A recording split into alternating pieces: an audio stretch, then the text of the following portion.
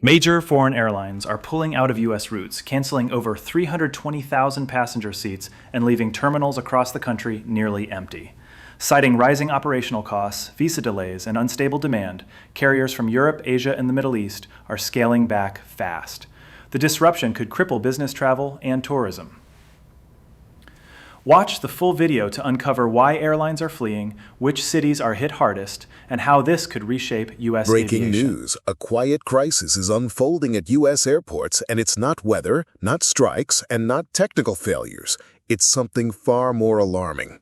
Foreign airlines are abruptly canceling routes to and from the United States, leaving terminals half empty and travel networks in disarray. According to newly released Aviation data, over 320,000 international airline seats have disappeared from U.S. flight schedules over the last 2 months. That's right, 320,000 seats wiped out, representing hundreds of canceled flights, stranded passengers, and billions in lost economic activity. The cancellations are coming fast, and they're coming from major global carriers. Emirates has pulled flights from Orlando and reduced service to Los Angeles. Lufthansa has suspended select routes to Dallas and Chicago. Air India, Turkish Airlines, Air France, and even Japan Airlines have slashed capacity or paused expansion plans into the U.S. So what's behind this mass exodus from American skies?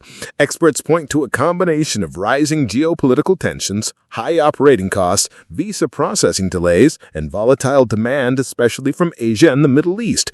But a growing number of airline CEOs are openly blaming U.S. airport bottlenecks, outdated infrastructure, and increased federal restrictions. One European airline executive told the trade publication, flying into the U.S. has become expensive, unpredictable, and bureaucratic. It's easier and more profitable to reroute through Europe, Dubai, or Singapore. For travelers, the impact is already being felt. Popular direct routes between cities like New York and Mumbai, Houston and Frankfurt, and Miami and Istanbul are being cut entirely or shifted to lower frequency, forcing passengers into longer, more expensive multi-stop journeys.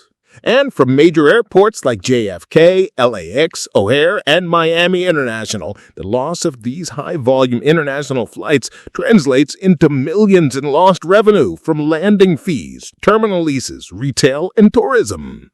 In cities that rely heavily on global tourism and business travel like Orlando, Las Vegas, and San Francisco, the consequences are mounting. Hotels are reporting sudden dips in international bookings. Tourism boards are scrambling to rework forecasts, and airport authorities are holding emergency meetings with the Department of Transportation to figure out how to stop the bleeding.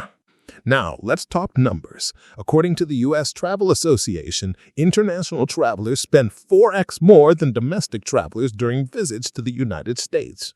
The sudden disappearance of over 300,000 inbound airline seats could cost the U.S. economy upwards of $1.8 billion this quarter alone. That includes lost hotel stays, missed business deals, empty convention centers, and declining luxury retail sales at duty-free hubs. And it's not just foreign airlines making cuts. U.S. carriers like Delta, United, and American Airlines have quietly begun reducing capacity on certain transatlantic and Asia-Pacific routes as fuel costs spike and international demand remains uneven post-pandemic. The bigger concern? A long-term global realignment in air traffic. Many foreign airlines are redirecting growth to Asia, Africa, and Latin America, citing friendlier regulations, faster port modernization, and rising middle-class demand. Some aviation analysts are warning that this could be the beginning of a long-term decline in U.S. air hub dominance, a rule the U.S. has held for decades as the top global connector.